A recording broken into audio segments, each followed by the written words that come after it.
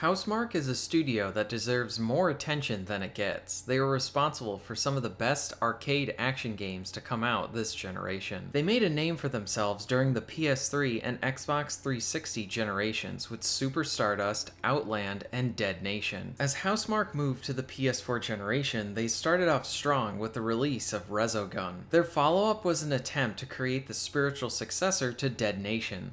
They wanted to take another crack at the twin-stick genre. This time they wanted to take what they had learned from Dead Nation and apply it to another setting. There was going to be a focus on intense, frenetic combat while having the addictive progression that one would find in an action RPG. The aim was to create a game that was both enjoyable to play and very hard to put down. Alienation is easily one of the PS4's underrated exclusives. The gameplay loop is very strong whether you are playing in co-op or single player. The shooting is satisfying and the progression keeps you coming back for more. Ladies and gentlemen, I present to you my review for Alienation.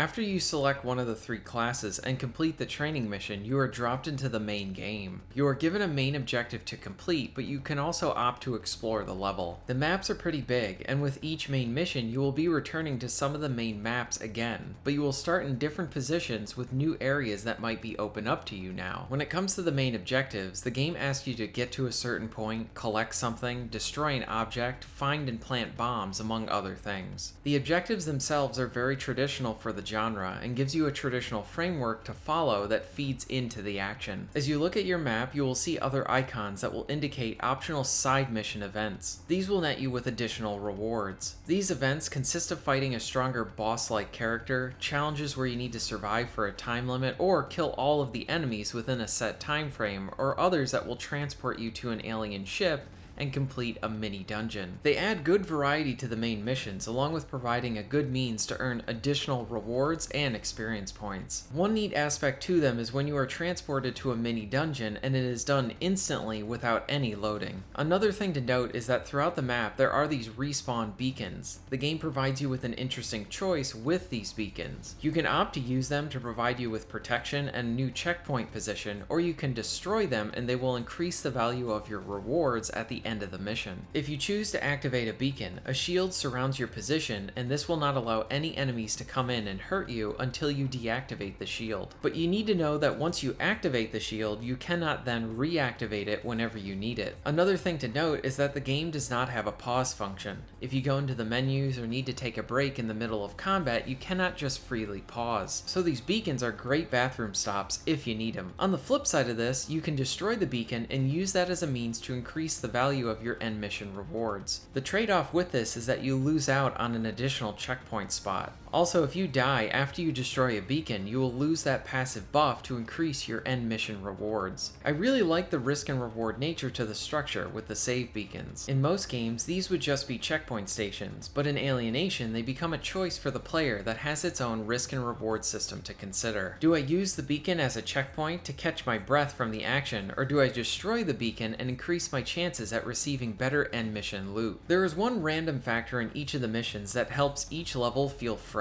While you are exploring the levels and completing objectives, you will get an alert stating that a horde has appeared. Whenever you get this notice, a swarm of additional enemies will flood the screen and you will now need to contend with this new threat. Since hordes can appear at random, they usually will appear in situations where you now need to contend with them along with anything else that you were currently dealing with. You may get lucky and have a horde attack you with no other enemies around, but in many cases you will be fighting other enemies and completing objectives, and then a horde will appear. Thankfully, you have a few seconds to reassess the area and decide your next course of action to survive. I do want to make note that it doesn't feel like the developers are continually pestering you with hordes. The hordes are used smartly and with some restraint. They appear just enough to keep you on edge, but not that frequently to feel like the game makers are spamming hordes to take you out. I really enjoyed the randomness to the hordes. Since the hordes are not spammed at you, you might find yourself getting comfortable and in a flow while in a level, and then out of nowhere it all changes with an oncoming horde. Depending on what you are doing, you begin to reassess your environment.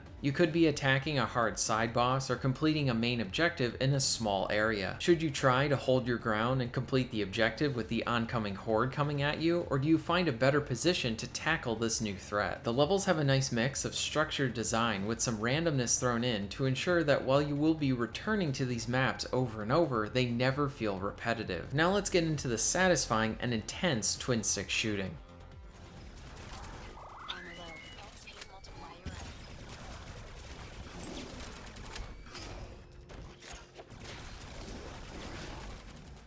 The main focus of the gameplay is on the shooting. The twin stick shooting is precise and satisfying. Your shots are deadly and accurate. The best way to describe the shooting is that it works like you would expect it to, with no hiccups in control and aiming. From your first hour to your 50th hour, the shooting never gets boring. You can carry up to 3 weapons at one time. You have your primary weapon, which is mostly dedicated to the class that you picked. Then you have the secondary that consists of a shotgun, beam rifle, and revolver. You have heavy weapons like a minigun, rocket launcher, and a flamethrower, and lastly you have throwable weapons like grenades and mines. There's just enough weapon variety to continually keep things interesting. The shotgun is great for when you get surrounded by a horde, as it can push back many of the enemies and give you some breathing room. The revolver is great at taking out your targets from a distance with its range and high damage. The heavy weapons like the minigun give you a high amount of damage to dish out to a large amount of foes. The rocket launcher has a low ammo count, but it's one of the few weapons that will damage certain enemies through their shields. Mixing and matching the different tools will change your playstyles as well. The high amount of enemy variety keeps you on your toes. You have the basic enemies that will try to swarm you, invisible foes, snipers, enforcers, towering Goliaths, trailblazers, and many more. The game usually throws a combination of these enemies at you at once and requires you to focus your attention on certain foes to come out victorious. For example, the enforcers have a very strong shield that they hold in front of them, but if you can get behind them, they die pretty quickly. Other enemies explode when you shoot them, and you can use this as a means to thin the herd. Snipers take a bit to target you, so you can use this to your advantage and get in close to hopefully take them out. But a sniper paired with other enemy types can be really tough to deal with. The variety of weapons and the large amount of enemy types further enhances the replayability and keeps the game feeling fresh to the player. The game feels like you are continually trying to contend with different combinations of enemies. The game may look mindless, but with all of this variety and randomness with the hordes, there's a lot of tactical thinking that is present here. What helps this is that the game is not a cakewalk. Even on the lower settings, the game is still punishing. You can try and mindlessly play the game, but you will find yourself needlessly dying a lot.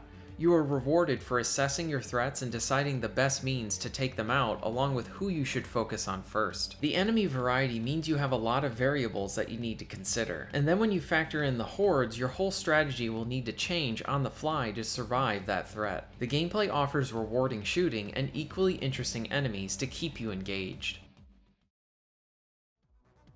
The game features some mobility options to help you contend with the frenetic action. You have a rush move that will give you a burst of speed. You can use this to escape or close the distance and attack an enemy. The rush move cannot be spammed, and it's on a quick cooldown. You have a melee ability, which is good for clearing some of the weaker enemies, and it can give you some breathing room as well. The environments give you some additional options to help you out, like activating turrets and finding power-ups that will improve your melee damage, speed, and experience point multiplier. As mentioned before, there are 3 classes for you to choose from. You can choose between the Biospecialist, Tank, and Saboteur. Each of the classes play very differently from each other. The Biospecialist can heal the entire team, creates a trail of deadly poison, and activate a few spheres that will attack the enemies for you. The tank can activate personal shields for the team, use a powerful beam, and a ground pound. The Saboteur can call in an orbital strike, attack with a sword, and use a cloak. There is one big area that I haven't discussed that heavily factors into the replay and that pull to keep you playing.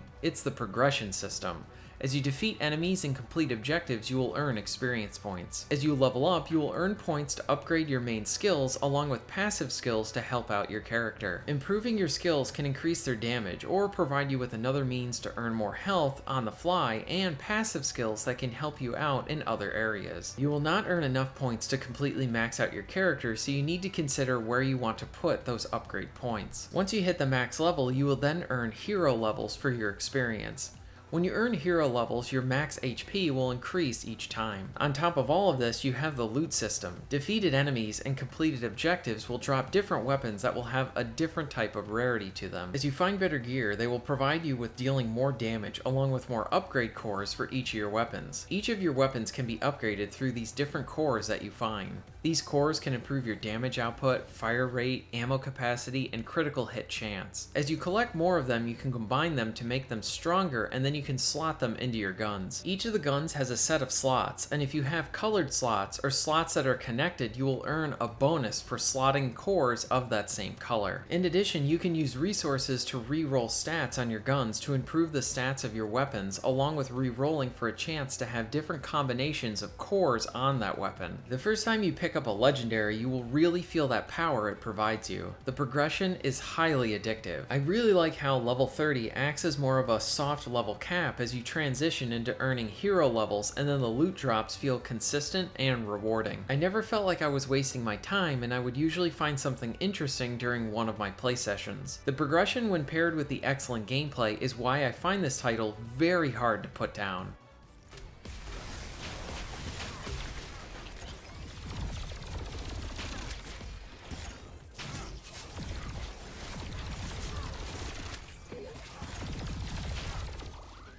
The compelling gameplay and addictive progression successfully creates a game that is really hard to put down. Alienation is a blast to play in single player and in co-op. The best part about co-op is how you can play online or in offline and local play. This game is perfect for couch co-op. You can set your game to public and invite only, and when on public, random people will join your game to help you out. It is important to note that there seems to be a bug with the friends only setting. When this is selected, I could not have any of my friends join my game. This only seems to be an issue with this setting, so either go with invite or public options. The game has a nice balance to the chaos with either 1 or 2 people, but once you start getting up to 3 to 4, the action can get really chaotic and sometimes it can be hard to find your character in the action. If you want an additional challenge, you can play in hardcore. This turns the game into a roguelike where if you die, your character is erased. This mode adds another fun challenge to the game, but it can also be frustrating as well.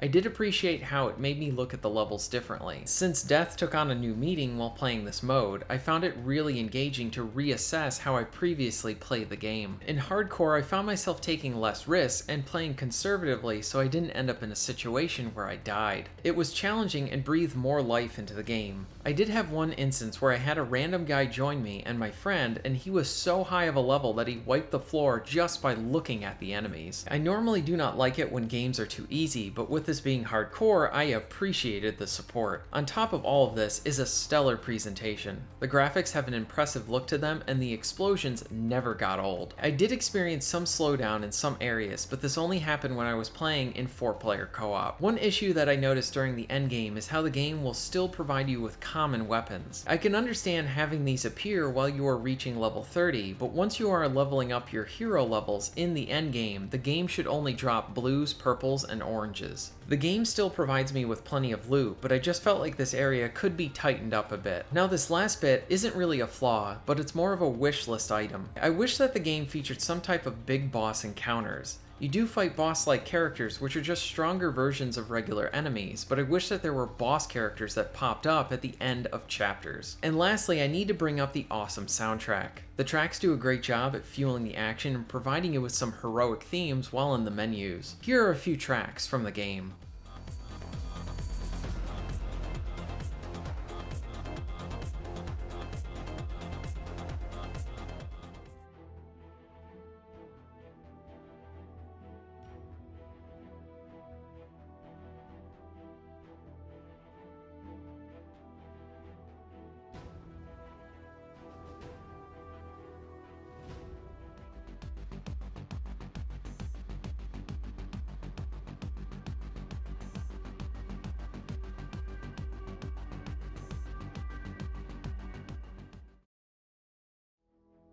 Alienation is easily one of the best PS4 exclusives. It successfully combines the high-quality action that you would find in a great twin-stick shooter with the additional progression from an action RPG. Alienation provides high replay value with solid loot, endgame progression, and a large amount of enemy variety. You have the choice between 3 different classes, and they have their own abilities and offer different playstyles. The action is both frenetic and relentless as you think on the fly to defeat the different combination of enemies. The presentation has impressive visuals and explosions with a mostly stable frame rate. The quality soundtrack enhances the action. Alienation is underrated and one of the best exclusives on the PS4. If you haven't tried it, I would highly recommend you play this one.